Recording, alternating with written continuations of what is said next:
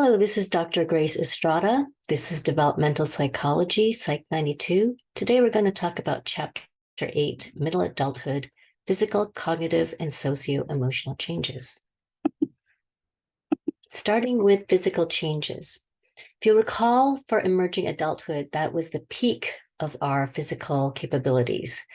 In emerging adulthood, you will never be faster, stronger, the reaction speed is great, muscle strength, the ability to gain muscle is at your peak in emerging adulthood. Starting middle adulthood, we start to feel the changes of aging. And it's important to know there are two types of aging, primary and secondary aging. Primary aging is the type of aging that occurs because of your natural biological changes. So molecular and cellular factors might cause these changes that we're going to talk about later in terms of the skin, your sensory abilities, muscle tone, all of those things. Those changes partially are caused by just the body breaking down as we get older and sometimes oxidative damage. Secondary aging, on the other hand, those are the changes that are caused by lifestyle choices. So they are controllable factors, such as, poor eating habits, maybe lack of nutrition, lack of exercise. Those kind of components could definitely have an effect on the way our body is physically changing as we get older, and they are completely in our control. So what to keep in mind is that primary aging factors are those that are caused by biology. So the natural changes as our cells get older, some molecular components, and even oxidative damage. Secondary aging, on the other hand, those are factors that are completely controllable by the person, such as the type of lifestyle they lead, whether or not they exercise, and the type of food that they choose to ingest. One of the most obvious changes as someone gets into middle adulthood has to do with hair. So hair starts to gray. Some people gray earlier than middle adulthood, but most people start to gray in middle adulthood. What happens, causes the graying is that the melanin, which creates the color in your hair, actually starts to decrease in its production. So as that happens, so gray hair is actually that lack of melanin. Usually begins in the 30s, depends on your genetics and possibly race. Another component that changes with hair is not only does the color change, but the volume of hair changes as well. So your hair follicles actually produce less new hair. Strands start to shrink. So the texture of gray hair is also different from the texture of the hair that has melanin. And for men, if they have high testosterone, their male pattern baldness starts to appear, which is the bald spot that appears at the top of the head. Skin also undergoes changes in middle adulthood.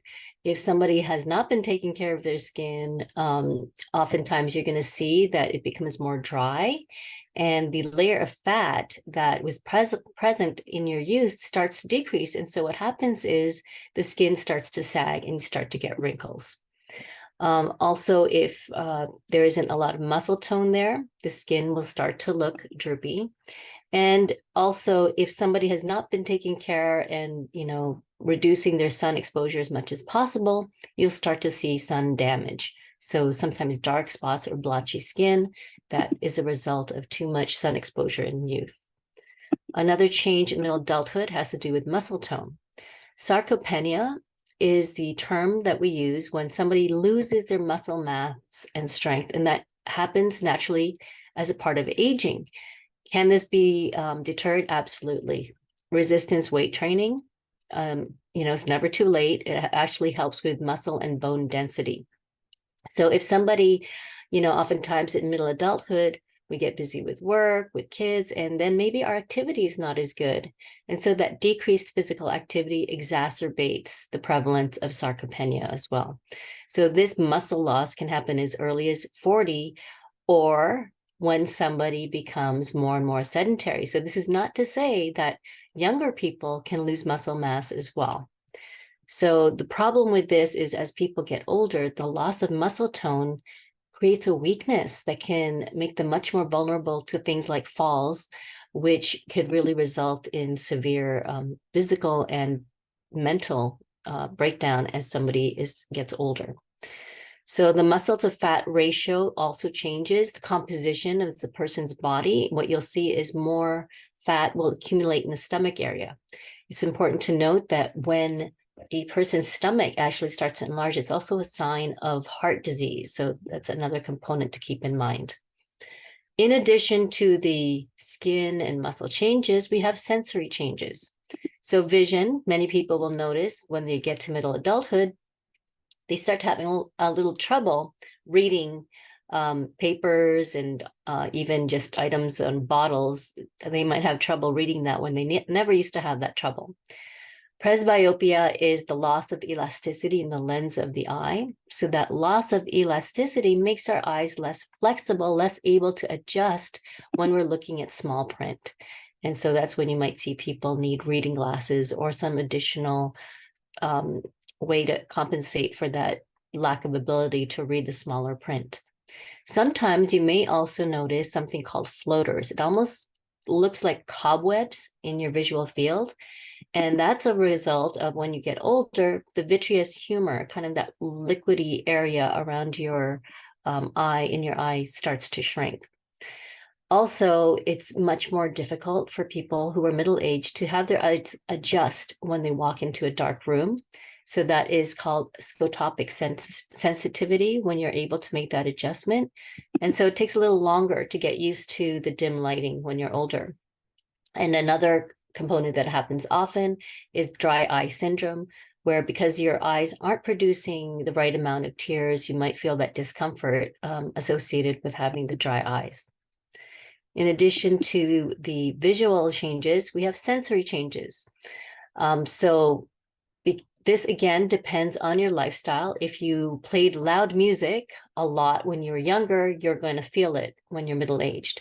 So about 19% of people, maybe almost 1 in 5, ages 40 to 69, start to experience, hearing problems. So that's a 5.5 increase from people who are under age 40. The range of sound that somebody's able to detect as they get older starts to shrink. So they're much more difficult to hear high frequency sounds, much more difficult to discern what somebody is saying in a noisy environment. So these kind of challenges start to happen in middle adulthood. And as I mentioned before, if somebody exposed themselves to a lot of loud music, then that hearing difficulties is further exacerbated. Other changes that happen now, people start to see where their lifestyle and genetics may impact them. So heart disease becomes very prevalent in middle adulthood. So heart disease, when we say that as a group, that doesn't necessarily mean you're going to have a heart attack, but it can include heart defects, maybe some rhythm issues. When we say cardiovascular disease specifically, now we're talking about these blood vessels that start to stiffen or it starts to get blocked. In this diagram over here on the left side is what the blood vessel is supposed to look like, where it's completely clear, easy for the blood to flow. And on the right side, it shows you what it looks like when it starts to get some blockage. And that blockage can be a result of genetics or also the type of food you're eating. So when you eat a lot of high-fat foods, it could start to build up in your blood vessels and create a problem. So atherosclerosis is that buildup of the fatty plaque in the arteries. It is important to note that people who tend to get a lot of plaque in their teeth also build up plaque easily in their blood vessels and in their brain. So it's a good idea to have a discussion with your dentist about whether or not you have an unusually high tendency to build plaque in your teeth. So because of that buildup, it makes it harder for the blood to flow. That increases your blood pressure, and that increases your risk of a heart attack, stroke, heart failure, or cardiac arrest. So all of these components are very serious. Some risk factors include family history. People who smoke tend to have a higher likelihood of having heart disease and also having a poor diet. So hypertension is the technical term for somebody who has high blood pressure. It means that your heart is actually working harder to get the blood all over your body. And so it's when you hear blood pressure, you usually hear two numbers, like maybe 120 over 90 or something like that. So the first number is what we call the systolic pressure. That's how much pressure is in your blood when your heart is actually beating. The second number, the over, 60, 90, hopefully not 90 or 100, that's what we call the diastolic pressure. And that's how much pressure is going on when your heart is resting. So think about it. When your heart is pumping, it should be a higher number, right? So that diastolic pressure, a lot of times we pay attention to that because if it's too high, if it's over 60, 70, 80, depends on your age group, that could be a sign that your heart is working far too hard, even when it's supposed to be resting. And so it's a good idea to have a sense, a baseline of what your regular blood pressure is. The higher blood pressure, the higher your risk of having a heart attack or stroke or kidney damage. So it's really important to pay attention to this. Okay, cancer can strike at any age, but with the changes in middle adulthood, people seem to find out that they have it at this stage much more. So cancer generally is an overgrowth. It's basically your cells going out of control and growing too much. It can cause tumors and it can spread. So what happens is your cells they just keep dividing and multiplying. And so it spreads into other tissues. That's really what's happening with cancer. So malignant tumors are those that invade other tissues, and it could start to cause a lot of problems in your health. So we call the technical term for that spread is called metastasizing, right? And there are many different approaches to cancer. The sooner it is detected, obviously, the better, so that you can try to mitigate that spread. Other major illnesses in middle adulthood, high cholesterol, right? HDL, LDL. HDL is the good cholesterol, LDL is the bad cholesterol. So you want to make sure your HDL is high. So there are, really good sources of good cholesterol, such as salmon, fish, or you can take some supplements for that too. You want to reduce the LDL component, which is what increases the plaque in your blood vessels. Diabetes also becomes prevalent in this age group. So if you had a high sugar diet, it might come back and haunt you in middle adulthood, where your insulin, your body no longer processes sugar properly. And so you might have to take medication, you might have to get on some sort of machine that will help you as well. So it's really important to keep that in track as well. Metabolic syndrome is actually a group of symptoms where somebody might have a large waist size. Remember that if you have the bigger waist, it's actually indicative of potential heart problems. So someone who has a large waist, high LDL, meaning their bad cholesterol is high, and high blood glucose. All of these are really red flags for potential health problems. Rheumatoid arthritis is a type of arthritis that is actually affects your autoimmune system. It's your body attacking itself, and where your joints start to get inflamed, it's extremely painful to have rheumatoid arthritis. There are other types of arthritis as well, but this one is the most problematic in my opinion. Fatty liver disease, again, that could be partially genetic. Many times it's from the diet that you ate when you were younger, where you start to have a buildup in your liver, and so it makes it much harder to control. Your kidneys are working harder, your liver is working harder, and it could actually result in liver failure. And one of the components to know that if you start to have liver issues, your lips will start to turn dark. That's one of the symptoms of having it. Less, I guess less serious would be heartburn, where, you're starting to have trouble with digesting certain foods that maybe used to be pleasurable to you. And you could also get things like little stones, gallstones, kidney stones, buildup of materials in your body. it becomes problematic when it can cause blockages. So middle adulthood, fun, fun, fun. One factor that can actually mitigate a lot of negative aspects to health in your middle adulthood is getting enough sleep.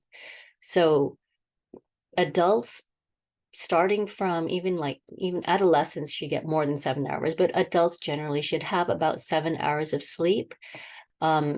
Interestingly, almost 1 in 10 adults have a sleep disorder, such as insomnia, which is your inability to fall asleep and stay asleep, or sleep apnea, where your body isn't going into the deep sleep and you're actually waking up numerous times, whether you realize it or not. What happens with sleep apnea is people often snore, or they wake up really tired. So they may have slept 8 hours. They think they slept 8 hours, but they're still really exhausted. It's a good idea to get checked for sleep apnea. So if you don't get enough sleep, it could cause long-term memory issues. And it also can actually affect your glucose and immune functioning. So sleep is restorative. Sleep is important for us to keep our health in check. Also, people who don't get enough sleep increase their risk of cancer, diabetes, and hypertension. So here is sort of how your brain works with sleeping. Your brain is actually wired to pay attention to how much sun is happening. So the suprachiasmatic nucleus, the SCN, is the part of our brain that pays attention to how much light our eyes are getting. So when it starts to get darker, and this is, especially relevant as we enter winter, our suprachiasmatic nucleus notices that darkness, and you might find that as the day goes on, you get less sunlight, you get more tired. And so what we want to do, conversely, if you are somebody who's on the night shift and have to sleep during the day, blackout curtains are really wonderful, because the idea is you're trying to reduce the amount of sunlight that your eye is registering. And when you do that, the pituitary gland actually helps release some of the hormones to help us relax and finally get to sleep. So in terms of sleep, the circadian rhythm is what we call our natural biological patterns in terms of sleeping and waking. And it changes. So here is an example of the sleep patterns of infants and adults. On the x-axis, the horizontal line is the age in years, right, from 0 to 90. And on the y-axis, or the vertical line, are the number of hours slept. So as you can see, as we all know, when you're a baby, you sleep a lot, about 16 hours of the day. And that number continues to go down. As you get older, you have more responsibilities, you need to sleep less. The reasons babies sleep so much is because they're doing a lot of growing. As you can see, about 8 to 10 years old, you can see quite a big difference in the non-REM sleep and the REM sleep. So REM sleep is most when we're infants, and then the non-REM sleep is the green component, and it continues to be small. The REM sleep is that kind of that deep sleep. It's called REM because it stands for rapid eye movement, and it's a certain stage of sleeping that we experience. As you can see, we start to get less than 8 hours. A lot of adults only get 6 hours of sleep. If you find that you aren't sleeping as much one night, try to make up for it the following night. So there are two theories of sleep. We believe that it's either adaptive, where animals and humans evolved to sleep, that evolved that circadian rhythm to sleep at a time when predators are most active, because you don't want to be out competing with predators and make yourself vulnerable. The restorative theory is that sleep is necessary for physical health, right? While we're sleeping, our bodily systems slow down, and it gives us time to restore and heal, which I definitely believe that's an important component, especially when you're sick. So if you don't get enough sleep, there are both short-term and long-term effects. Short-term, your cognitive functioning will be impaired, right? If you have slept if you, I mean, has been awake for 19 hours or more and you are asked to drive, it's like drunk driving. Your reflexes, your cognition is going to be severely impaired. So driving while drowsy is as bad as driving while drunk or intoxicated.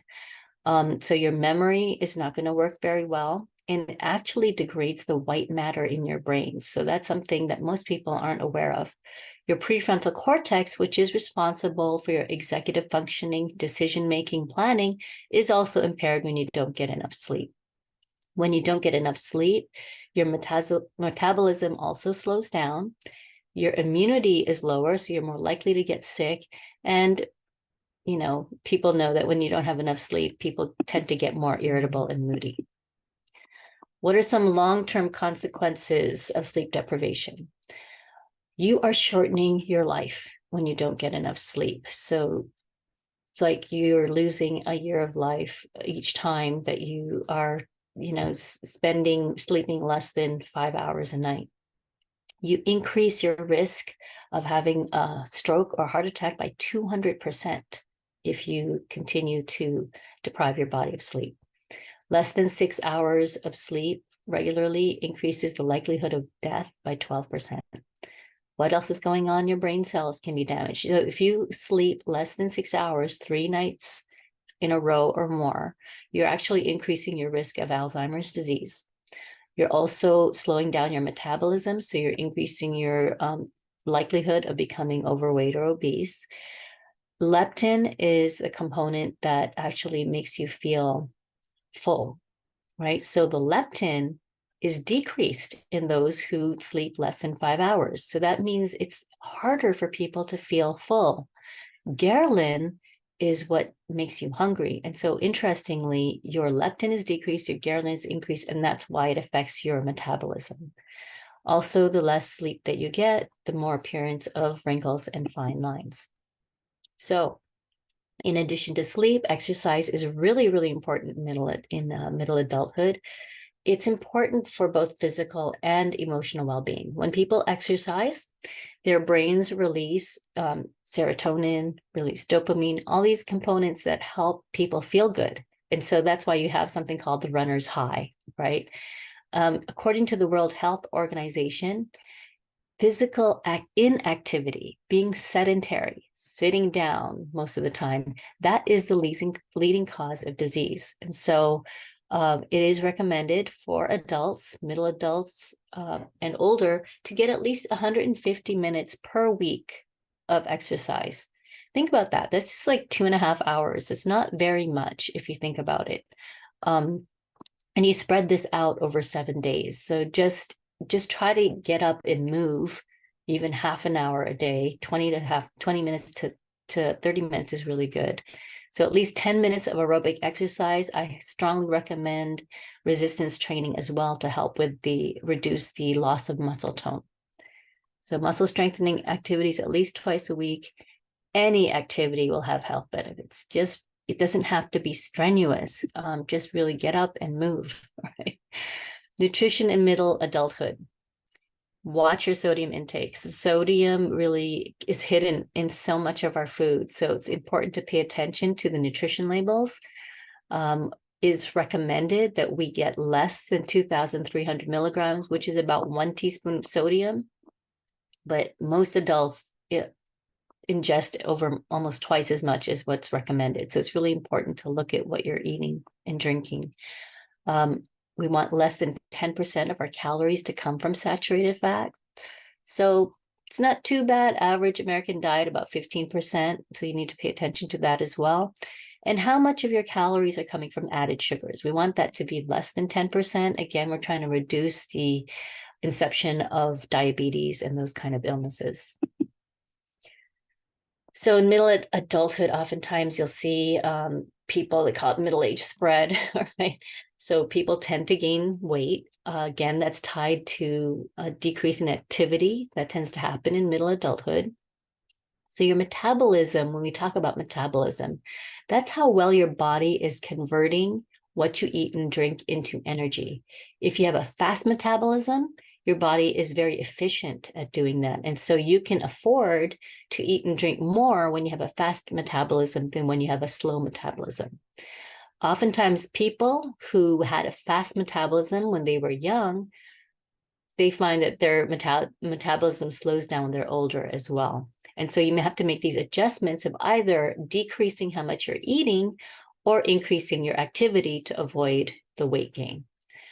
So adults should increase exercise, eat less, and watch nutrition if they want to maintain their earlier physique.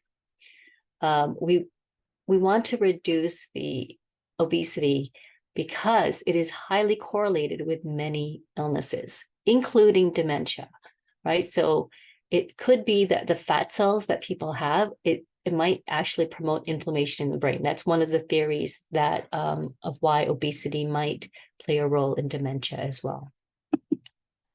So climacteric is a term you should know, and it affects both males and females.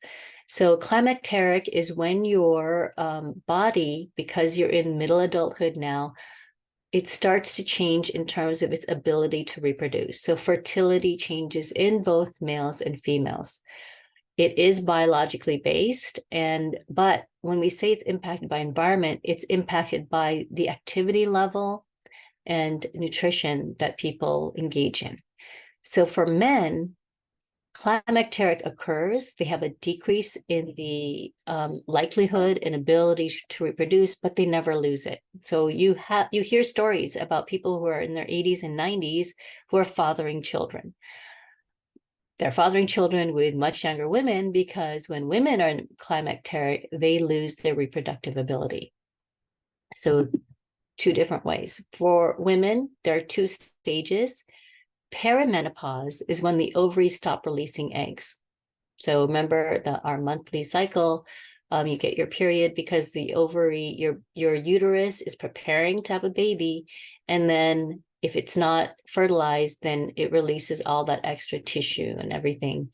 So perimenopause, it's no longer, the ovaries are no longer releasing the eggs. We call it menopause when you've gone 12 months without menstruation. So it has to be 12 consecutive months that you don't experience the period, the uterine buildup and everything like that. That is when you're officially in menopause. So perimenopause is when you start to notice that maybe it's skipping a month here or there, or it's becoming very irregular. And menopause is what we call it when you're actually completely stopped. And at that point, a woman can no longer have children. So some signs of menopause: hot flashes. That's because adrenaline suddenly surges. I call them, power surges. Your sleep might not be so good. Intercourse may become painful, and also your risk of osteoporosis, meaning the bones in your body, that increases as well.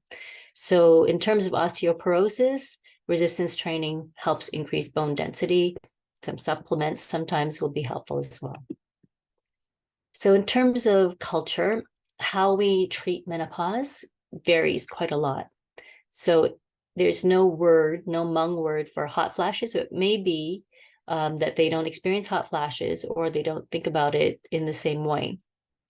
How people view it: sometimes women get depressed when they become menopausal because they feel like, it means they're no longer young. Maybe they feel that loss of the ability to have children. That could be a psychological component. On the other hand, some women feel liberated, that they no longer have to worry about that.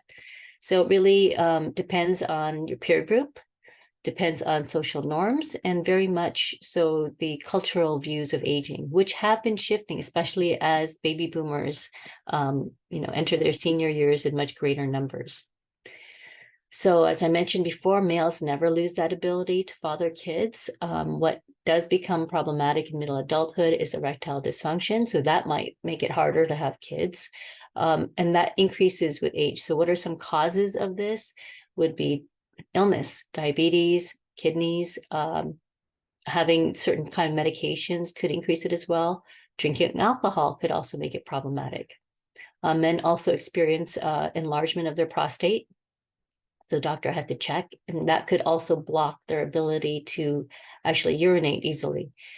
Also, another change in males is their levels of testosterone decrease a lot. And that, again, is associated with things like diabetes, obesity, high blood pressure, and possibly even testicular cancer. So in terms of sexuality, even though the ability to reproduce decreases, most middle adults are still very sexually active. So as I mentioned before, because of the hormonal changes, it might be painful for women, so they might have to use certain things to help lubricate themselves. Safe sex is still important. Unfortunately, when people realize that or no longer have reproductive concerns, they might not engage in safe sex, which is still problematic, because even if someone can't become pregnant, it doesn't mean that they can't catch those venereal diseases. So it's really important. So adults over 40 have the lowest rate of condom use, which is problematic in terms of preventing illness. Other physical changes, we'll talk about this in terms of cognitive development, but I will stop this recording and start that one just so that you have a little break. But here's the preview. Older adults actually use more of their brain than younger adults. You still have plasticity in middle adulthood. And in fact, in your 50s, the white matter increases. So that means that myelin sheath is still going on, right? That's wonderful.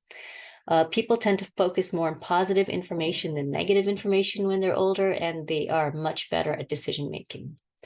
So here's just an overall summary of the changes that happen in middle adulthood. Know the difference between primary and secondary aging. Remember that primary aging is when people can't control it. These are natural biological changes, such as your cells breaking down, that causes the aging.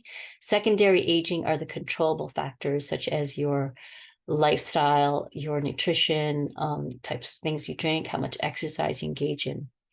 You experience a lot of sensory changes in middle adulthood, mostly negative, unfortunately. Talked about different health concerns. Make sure you understand the difference in climacteric between females and males. We talked also about sort of changes in sexuality in middle adulthood. Be sure you understand the importance of sleep and consequences when you are sleep deprived, why it's important to exercise and adjust your nutrition in middle adulthood, and sort of the changes in brain functioning as well. Okay, so I will stop this and we are going to talk about the changes in middle adulthood for cognitive development. Oops, here we go.